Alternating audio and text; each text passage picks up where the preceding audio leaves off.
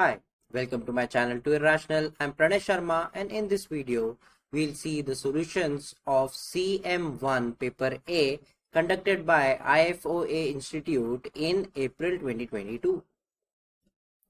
We'll see the detailed solutions of this paper, but if you want the solution sheets, I will leave a number in the description where you should WhatsApp or Telegram your email ID so that we can email you the answer sheets. You will find markings in the timeline where you can directly jump to the question which you want to look for. And do like and subscribe so that you will get notification for the next one as well. Let's get started. Question 1 is a theory style question where it says state 4 data items relating to the holding of the equity shares in a single company that could be used to model the future value of the equity share holding. Now I got a little bit confused while reading this question because it says the future value of the equity shareholding. That might suggest we are trying to predict the future value, but I thought it is more related to the what are the different data items that we'll require to find the present value or the price of the equity shareholding. So I have answered accordingly. So to model the future value of the equity shareholding, we need last dividend payment, ex-dividend date, past average growth rate, expected future market rate of return, number of shares held, and current market value of the equity shares. Now, this current market value might be more useful in predicting the future value, where if we understand how much is the difference between the calculated value and the market value, we can easily calculate what would be the market value in the future as well. But anyways, they asked us 4 points. You can write any 4 of these or maybe more. Let's go to the next question. In question number 2, an investor is considering making an investment and is deciding between 2 possible alternatives. We have a 6 months investment in which which can purchase a simple rate of discount of 4.15% per annum, a bank deposit for 6 months offering an effective rate of interest of 4.34% per annum. Determine which of these 2 alternative offers the higher rate of return. Now this can be solved in many different ways. You can find the accumulated value in 6 months, you can find the discounted value, and say whichever has the lower discounted rate would be having the higher rate of return. But I chose the simplest one where I try to find the effective rate of return of our first investment, because effective rate of return is already given for the second investment. So we'll say for half year, so 1 plus I raised to minus half, because here we have discounting. We'll have 1 minus 0.5 half year into 0.0415. That gives us nothing but the discounting. So we'll get our effective rate of interest as 4.283. And because the bank was offering a higher rate of return, that is why option B would be the better investment. Let's go to the next question. Question number 3. An insurance company has liabilities of 4 million due in 7 years time and 13 million due in 11 years time. The company has assets consisting of 2 zero coupon bonds, one paying 6.9617 million in 4 years time and the other paying 11.4007 million in 18 years time. The current interest rate is 6% per annum effective. Demonstrate the Reddington's first 2 conditions for immunization against the small changes in the rate of interest are satisfied for this insurance company. So we have to prove that the present values are equal, as well as we have to prove that the second, that is either volatility or the DMT, are equal. So first, present value of our liability, we'll say 4 v raised to 7 plus 13 v raised to 13, we get v raised to 11, we get 9.508. And present value of assets, we have 6.9617 v raised to 4 plus 11.4007 4007 v raised to 18, we get again almost the same value. So we'll say present value of liability is equal to present value of assets. And to prove our DMT, we can just prove the numerator being our summation T, CT, v raised to T for liabilities and for assets.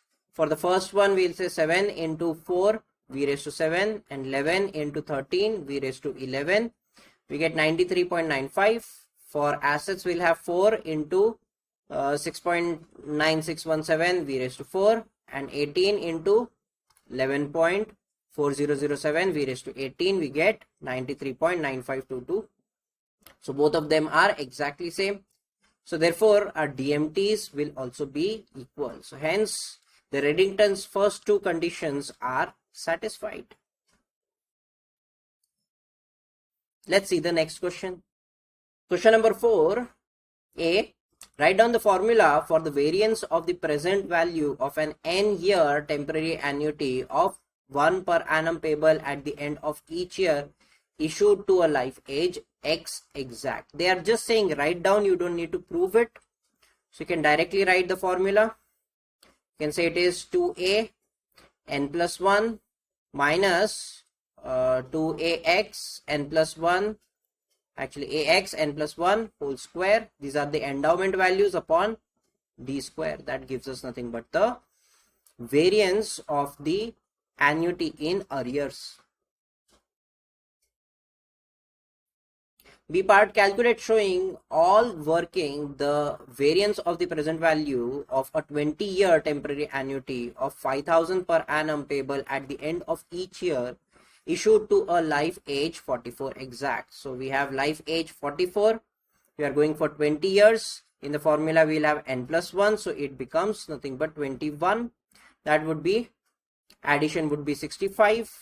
So you can directly take the endowment values from the endowment table of 65. We have AM92 ultimate 4% per annum basis. So we'll say variance will be 5,000 square and this formula. So we have 2A 44 21. This we'll have to calculate completely, and this we can directly take it from the table book. So I've calculated 2A 44 21. That would be 2A 44 minus v raised to 44, 21p 44. This 44 is not for age. This is 2 times 21 years. So it actually should be 42. It should be 42. I have made mistake in typing, so let's correct it. 42. Here also it is 42. I am very sure that I have calculated correctly, but while typing I made a mistake. So we get 0.208242, and this A4421 directly taken from the table book. So the variance that we'll get is very long, or you can write it in terms of squared values. So it is 7595.0976 whole square. Both will be acceptable. Let's go to the next question. In question number 5, we have, at a particular insurance company, actual students study for a maximum of 3 years. Students are subject to the following decrements. We have mortality, not progressing with their studies but staying with the company, that is withdrawal, and leaving the company to join another employer, that is transfer. So the force of mortality, withdrawal and transfer are assumed to be independent and to be constant over the individual year of study. In addition, at the end of each year of study, a proportion of students will complete their studies and will be deemed to have qualified. So we have 3 years, data given, forces given, and then we have proportion of students who qualify each year as follows. So these are the proportion of students. Now see, what does this mean? Few students will have decrement due to mortality, few students will have decrement due to withdrawal, and few students will have decrement due to transfer, and whatever are remaining at the end of each year, out of that, of these many percent will only qualify each year. Okay, what do we have to do? We have to calculate showing all working the probability that a student who started the program will qualify while still being at the company. So a person might qualify in the first year, second year, or third year. So a person who is still with the company and still studying, that means did not withdraw, did not transfer, did not die, out of them 3% will qualify in the first year, and then the people that were still with the company and still studying, out of them 12% will qualify in the second year, and in third year all of the 100% will qualify. Accordingly, we have to calculate in these 3 years how many would qualify. That means the probability of the student being able to qualify, so either in first year or in second year or in third year together. 3% of the people who are still in force in the company as well as studying. So e raised to minus of all decrement, this gives me probability of still being in force, and out of those 3% would qualify. So this becomes the probability. Then probability of unqualified students moving to the second year. So because they did not qualify in the first year, they will be moving in the second year. So this is the percentage that would be moving in the second year. What is the probability that they would qualify in the second year? So 12% of the people who would again be with the company as well as be studying. So that would be e raised to minus of again all three decrements, forces of decrements. So we'll get these many percentage would qualify in the second year. Then probability of unqualified student moving in the third year, 1 minus of this. But first year only these many people qualified, not qualified, I moved on to the second year, moved on to second year, moved on to third year. This would be the probability. Again, probability of qualifying in the third year, all 100% would qualify. So therefore this becomes the probability. Now we'll say total probability qualifying in the first year plus moving to the second year and qualifying in the second year plus moving to the third year and qualifying in the third year. Total probability becomes 0.65398. Let's see the next question. Question number 6. An insurance company issues a 30-year combined death and sickness policy to a healthy life age 25 exact. The company uses the following multi-state model in respect to the policy. So the expected present value of the benefit provided by the policy are set out in the expression ABC. Describe in words the benefits provided by the policy. You may assume the time period are measured in years. So when we look at our benefit A, we have 50,000 discounting. So that is given at time T if the person dies or again dies from health or dies from sickness state, okay, within those 30 years. So A says a lump sum of 50,000 is paid immediately on death from healthy state or from sick state to a healthy life age 25 if the death occurs within 30 years. These are the few important stuff. Of course, the value paid immediately on death from both states, healthy as well as sick. Then writing this given to a healthy life age 25. If you do not write healthy, they will cut your marks. And if the death occurs within 30 years, all of these values or all of these small statements are important. In B part, we have 20,000 payment given on death if the person is sick for 0.5, that means half a year, should stay sick for half a year. That is why we have bar over SS. From any point. So see, this just says healthy to healthy. There is no bar here. That means could have gone to sick and then come back to healthy, no problem. So in any sickness between 0 to 30 years, okay, if the person remains sick for at least half a year and then dies, then a benefit of 20,000 is paid. So a lump sum of 20,000 is paid immediately on death from sick state if the healthy life age 25 remains sick for more than 0.5 years and then dies within 30 years. C part, we have 5,000. This is nothing but annuity because you can see there is no forces of decrements. So we have payment given when a person is sick. So an annuity of 5,000 per annum payable continuously to a healthy life age 25 in time of sickness within 30 years. Let's go to the next question. Question number 7. A company issues a fixed interest security paying coupons at the rate of 6% per annum payable half yearly in arrears. The security is to be redeemed at 103 on any coupon payment date from 10 to 15 years after issue, with the exact date of redemption at the discretion of the company. Usually we say it is of the discretion of the investor. I am not sure why they have used the word company there.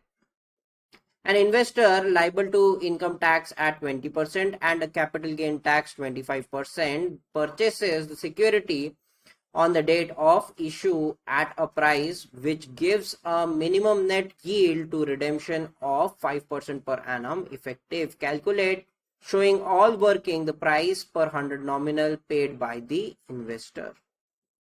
So first we'll be doing the capital gain test. Calculate I2, calculate 1 minus T1 C by R, get this, and it is less than I2. Therefore we have capital gain. So we will take the worst case scenario where N will be the highest, that is 15 years.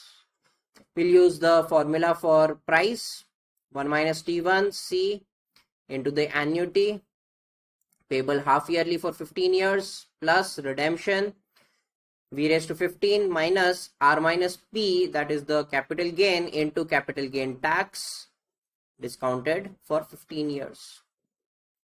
Calculated the annuity and this becomes our formula for price and we'll get 99.57 per 100 nominal. Now let's go to the next question. Show using expressions in the form of integral that a bar x2 y for n years will be equal to a bar x1 n minus a bar x1 y n.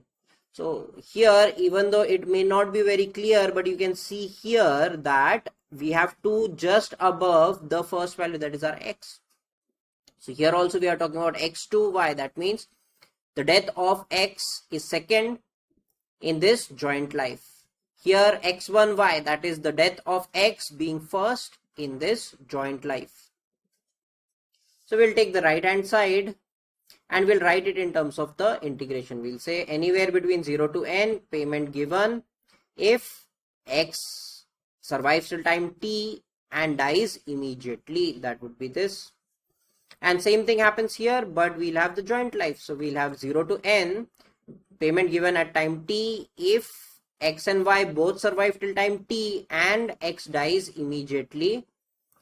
So this becomes this, where we are talking about x dies first. We'll take everything in common. We'll be left with 1 minus tpy. We can write it as tqy. So this means payment given when x survives till time t but y does not, and then x dies. So that means x is dying second at time t. So again, payment given between 0 to n. So we have a bar x2 y for n years. So we have calculate 100,000 a bar 50 to 51. That means we are talking about within 1 year 50 dies or whatever x dies second. M92 ultimate 7% per annum effective. So clearly we cannot use any of the tables. We have to take the QX, that is the mortality part, and figure out our A bar value. assume that the lives are independent with respect to mortality. So first of all, our delta is log of 1.07. Then mu 50 is going to be minus log 1 minus q50. Do not take mu directly from the AM92 table. It will not be the accurate value. So this becomes our mu value. I have taken it as mu because we will be assuming it to be constant throughout that year. So assuming constant force of mortality between integer ages. First of all, a bar 51 1, that means temporary annuity for 1 year. I am using this.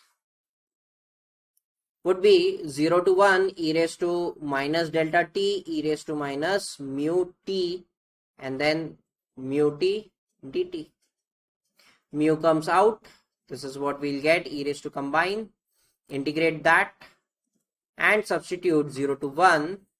We'll get the probability as 0.00242507. Now for the second part, that would be this. We will be assuming same age and same mortality. So assuming same age and same mortality, our TPXX will be nothing but e raised to minus mu t whole square. That is, both of them are same.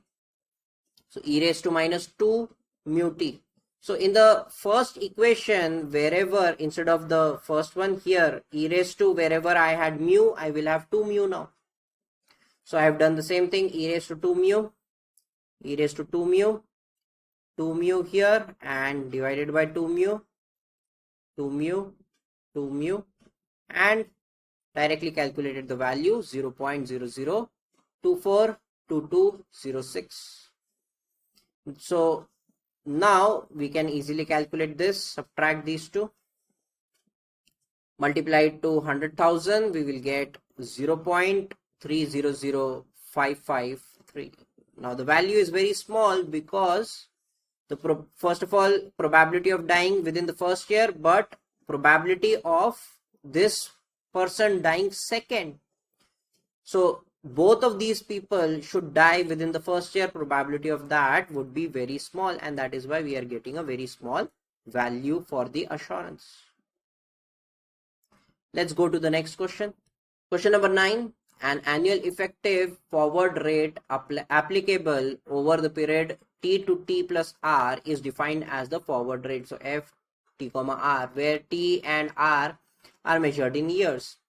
You are given the following information. So they have given us a few forward rate. Calculate f3 comma 1 showing all workings and giving your answer as a percentage to 4 decimal points. So for 3 comma 1 we'll require f2 comma 2 as well as f2 comma 1. So we'll say f2 comma 2 whole square should be equal to 1 plus f2 comma 1 into 1 plus f3 comma 1. So rearranging, solving, we'll get f3 comma 1 as 6.5034%.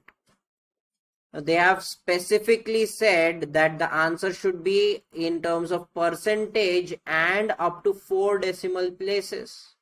So if you do not follow that, they will definitely deduct some marks. Second part, calculate showing all workings and giving your answer as a percentage to 4 decimal places, all possible spot rates of interest that the above information allows you to calculate. So because these values are going from time 0 to time 4, we can calculate all the spot rates from 1 to 4. So the y1 will be equal to f0 comma 1. y2 we'll have 1 plus y2 whole square would be equal to 1 plus y1 into 1 plus f11. That gives me y2.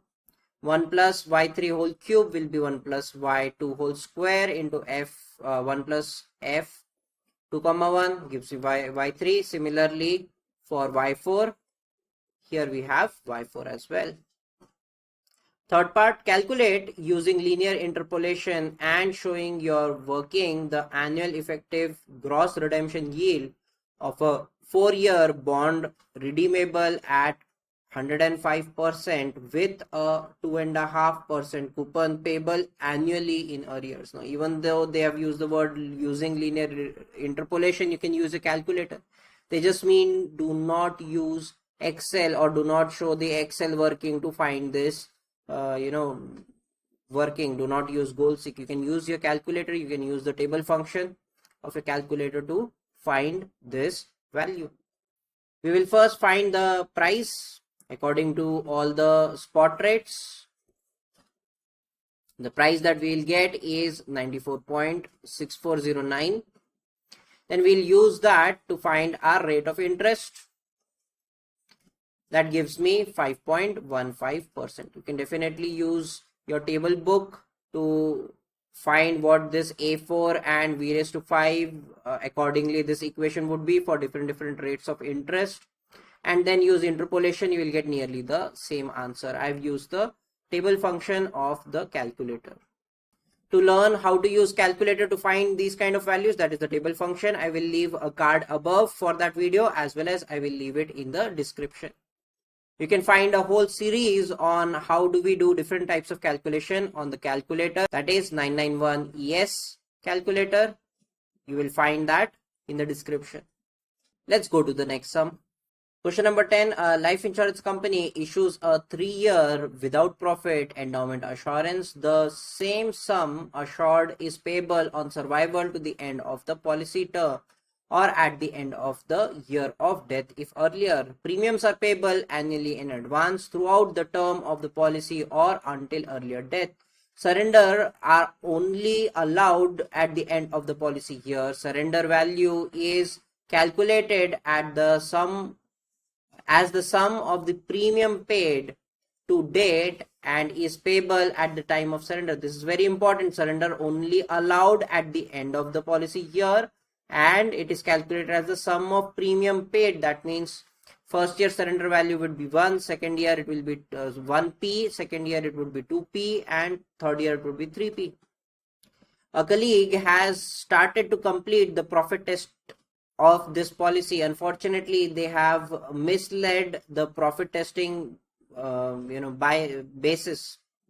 The only details they can remember are, and the annual effective interest rate earned on the cash flow is constant over the 3 years term. So we can find that. The renewal expense payable at the beginning of the second and third policy year are the same. The renewal commission is a fixed percentage of the premium and is payable at the beginning of the second and the third policy year. The risk discount rate is constant over the 3-year term. Incomplete multiple decrement table is given by, and then we have to calculate showing all workings the value of the missing entries A, B, C and D. Now few of us got confused that can we solve this in Excel. If you solve it in Excel, if you solve it in Excel spreadsheet, make sure that you have written the relationship, because they have clearly stated here showing all working. This is going to be important. So this question was not meant to be solved in Excel, but even if you are finding these values in Excel, not a big problem. You have to show the relationship between everything. So first of all, A value, that is your AQX surrender, because surrender is possible only at the end of the year, it will be 1 minus AQXD into the QXS. So the first value we get is 0.49787. B value is APX, that would be 1 minus AQXD minus AQXS. Accordingly, we'll calculate this B value from these two values.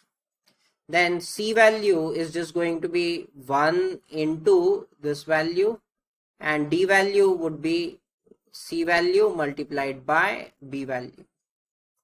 So accordingly, we'll get B, C and D values. The incomplete calculations of the present value of the profit is given by, so we have a lot of calculations. Again, there are some missing values, F, G, E, H. The order is given in such a way that we can easily find in that order. So first E, F, G, H, then I, J, K, L, M, N, O, P, Q, R, S and T. So to find the interest, first we'll have to find the interest rate. We can do that from this second relation, we will have our 5,000 minus the renewal expense minus the renewal commission into the rate of interest I should give us this interest value. So here using that I have calculated the interest value, comes out to be 5%.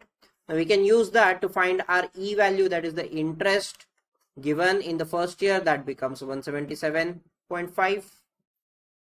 F, that is a renewal expense, will be same, that is 20. G, that is renewal commission, will be same, that is 125. And H will turn out to be exactly same as 242.75 because the cash flows are exactly same in second year and the third year. Now we did not have the benefit that is supposed to be given, the death benefit or the survival benefit is not given to us. So accordingly, to calculate I, we will have to calculate the death benefit. So it would be the death benefit into the AQXD for the second year gives me this. For the third year, you can use this as well. So from policy year 2, S turns out to be 20,000. And accordingly, we calculated the I value, that would be 71. J value was the second year's surrender value, surrender cost, so it would be 2P. AQX for the second year, that is for surrender, we get 497.87. K is the maturity cost, so 20,000 given to anybody who survives the third year, so it becomes this much. L and M are the profit vectors of first and the third year.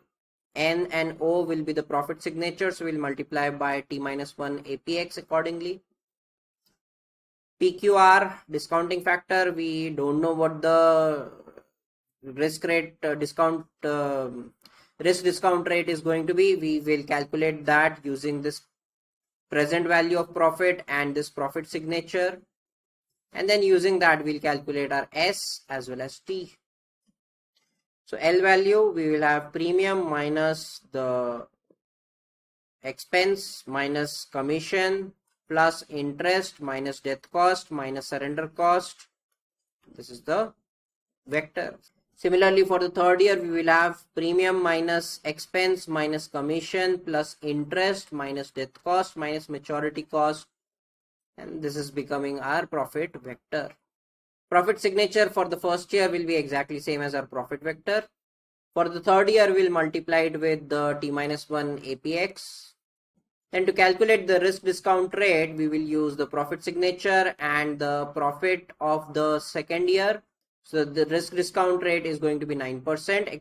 So using that, we will be calculating the discounting factors, and profit signature into the discounting factor gives us the net present value or the present value of profit. So present value of profit of first year, present value of profit of the third year. Let's go to the next question. A life age 30 exact purchases a 35-year term assurance policy. Level monthly premiums are payable in advance throughout the duration of the contract, ceasing on the death, and the sum assured of 250,000 is payable immediately on death. Calculate showing all working the monthly premium. Basis is AM92 select, 4% rate of interest. Expenses initial is 250 plus 60% of the first monthly premium. Renewal is 3% of the second and the subsequent monthly premiums. So the expected present value of premium payable monthly. So we'll have 12P, A due, select 30, 35, payable 12 times a year. Payable 12 times, convert it into this because this temporary annuity would be given in our table book. This taken from table book minus m minus 1 by 2m, 1 minus v raised to 35 by 35p 30. So we get 224.603p. For benefit, we'll say it is 250,000 A bar because immediately. Term assurance, so 30 term, and for 35 years. Payable immediately, therefore 1 plus I raised to 0.5. And then term again I have written as endowment minus pure endowment. So we'll get 105.9895. For expenses, we have 250 initial, 60% of the first premium, and then 3% of second and subsequent premium. So therefore 12p, add you this minus 1 by 12 because we are only removing the first premium from it. This is what we'll get. So the premium would be approximately 49.5. The insurance company actually charges a premium of 50 per month. Close enough. The company calculates gross premium retrospective reserve assuming the same basis as in part 1 above, but using a rate of interest of 6% per annum effective. Calculate showing all working the reserve held for the policyholder at age 55 exact immediately before the premium then due. That means 25 years have passed, and accordingly we'll have to calculate our retrospective calculations or retrospective reserves. So we have expected present value of past premium, expected present value of past benefit, then initial expense of 250 plus 0.6 premium, and I have also subtracted the first year of renewal expense, that is 3% of 12p in the first month. That would just be 0.03 into 50 because I have taken that extra first year value here as well. So let's calculate all the values and we'll get our reserve as 15,948.92. The insurance company is proposing to calculate reserve using the same basis as in part 2 but adopting a gross premium prospective reserve approach. Explain without performing any further calculations whether the proposal will result in a higher or lower reserve than that calculated in part 2. Now we always say that retrospective and prospective reserves should give us the exact same value, but that happens only if we are taking the same basis as our pricing. But here we have changed our basis, we have changed our interest rate to 6%, so we will not have the same retrospective and prospective reserve values. So we'll say if there is no change in pricing basis and reserving basis, then the prospective reserve is same as retrospective reserves. As the rate of interest of the reserving basis is different from the pricing basis, the retrospective reserve and the prospective reserve will not be same. In retrospective reserve calculations, the past cash flows are accumulated to the respective time. Hence, higher interest rate results in higher value. In prospective reserve calculation, the future cash flows are discounted to the respective time. Hence, higher interest rate results in lower value. The rate of interest in reserving basis is more than that of pricing basis. Hence, the retrospective reserve will be more than prospective reserve. And the last line, you should write it according to the actual question.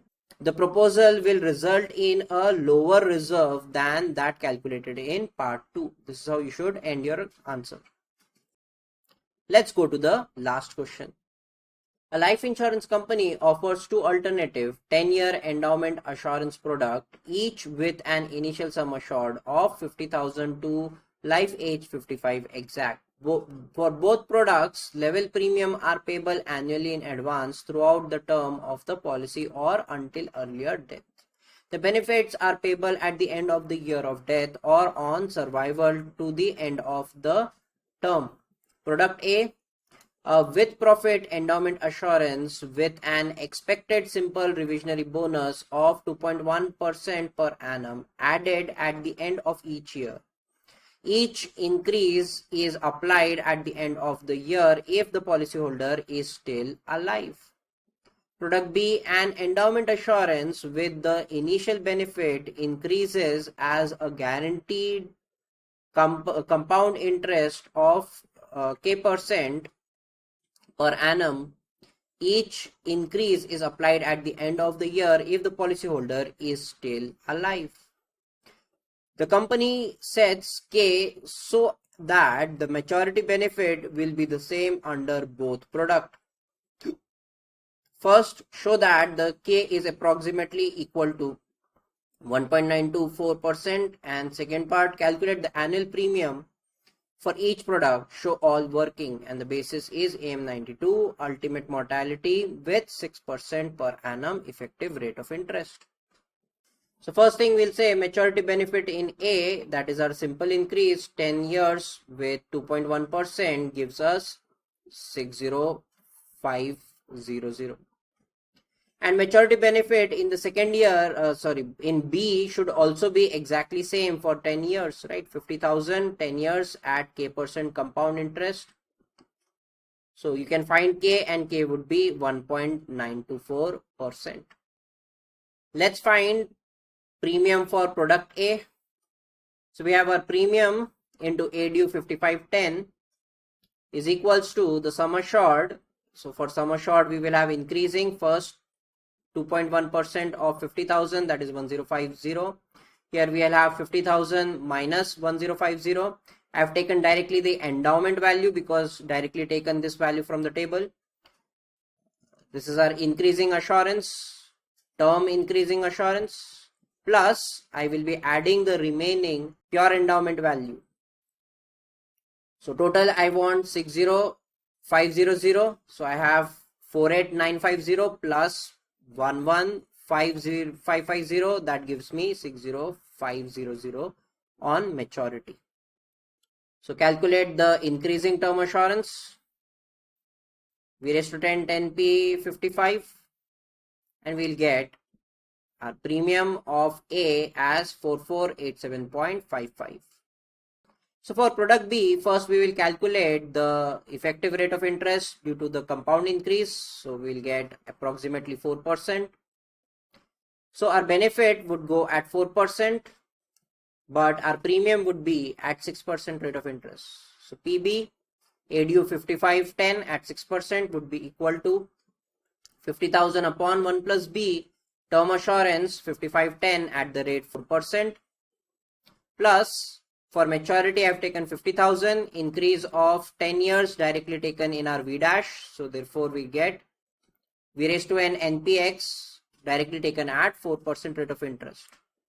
So accordingly we will get our premium of product B as 4485.812.